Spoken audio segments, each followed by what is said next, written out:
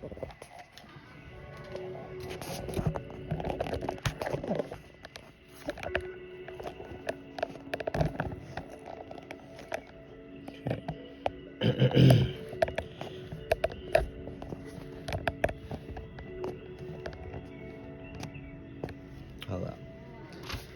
Welcome to my video. This is Creatively Separated, and today I will be talking about how to form a positive self-image. Okay. So first of all, synaptic pruning. What is synaptic pruning? In my light, how I see it is synaptic pruning is the brain's way of throwing away unused thoughts, right? So, for example, let's say you play soccer a lot.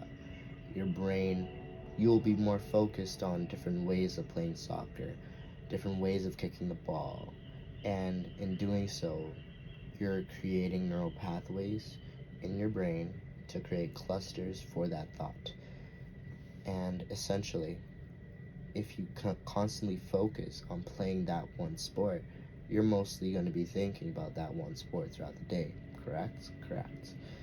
And so, things that aren't being used, thoughts that aren't being focused on, they will essentially be pruned away. That's why it's called synaptic pruning, right?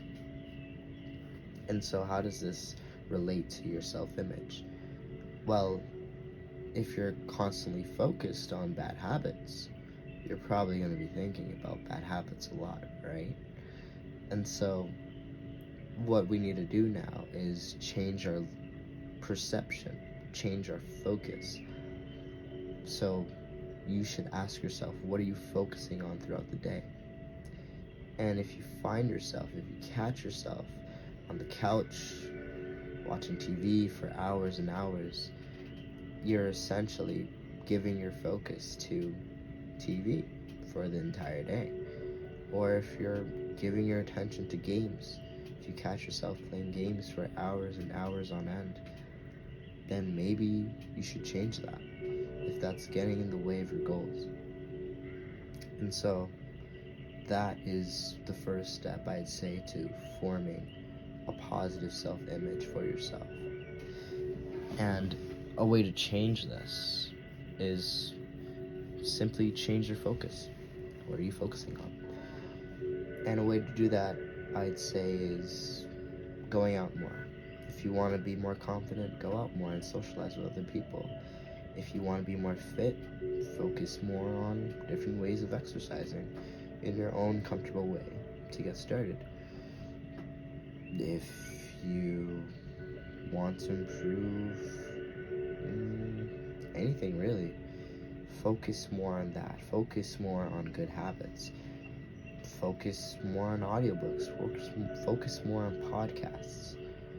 And that way, you'll create like a gauge for your mind for what you want in life. And once you do that, your brain will essentially become a radar for that one thing that you want. For example, right now, I want a camera. And all I've been seeing is professional cameras and things that are related to cameras. And so, by doing that, by focusing and focusing and focusing on what I want, I create a radar for that one thing throughout my external reality. Second of all, your subconscious mind plays a big part in this. Once you start doing actions aligned with positive thoughts, aligned with the habits you want, then those thoughts and actions will form beliefs. Once you get positive feedback, you'll start to believe for yourself to be that person. For example, when you start getting positive feedback from social situations, you're going to start to see yourself as a very confident person. It doesn't have to be very, but you'll start to see yourself as confident. More importantly, your subconscious mind will start to see yourself and acknowledge yourself as a confident person. However, if you stay inside all day and do nothing, your mind will not see yourself as a confident person. It just makes sense. You can't fake confidence. And so it's about the actions and having the thoughts aligning with those actions. And essentially, that forms a self-image of yourself. Now, eventually, once you start getting more into self-improvement and start reading more books and listening to more podcasts, you'll see that your self-image begins to evolve. You're gonna continue to think level-headedly. Meditation helps with this a lot, to really solidify that self-image into who you want to be. And eventually, you'll build courage where life is just sort of like a playground, or it could be a training ground for yourself, for your soul to evolve in this physical plane. And I'd recommend reading Turning Supernatural by Joe Dispenza if you want to start to expand your level of perception when it comes to anything, really, especially self-improvement. Journaling helps a lot as well, writing down your thoughts and writing down exactly what you want in life. Continue asking yourself and continue making goals that are aligned with that. It's very important. And lastly, read a bunch. Read a lot.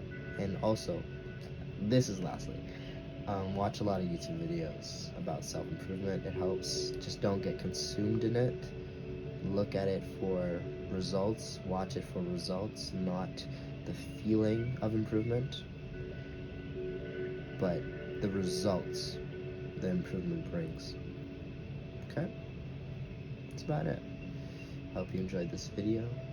Please subscribe if you enjoyed it, and leave a comment if you wish. Goodbye.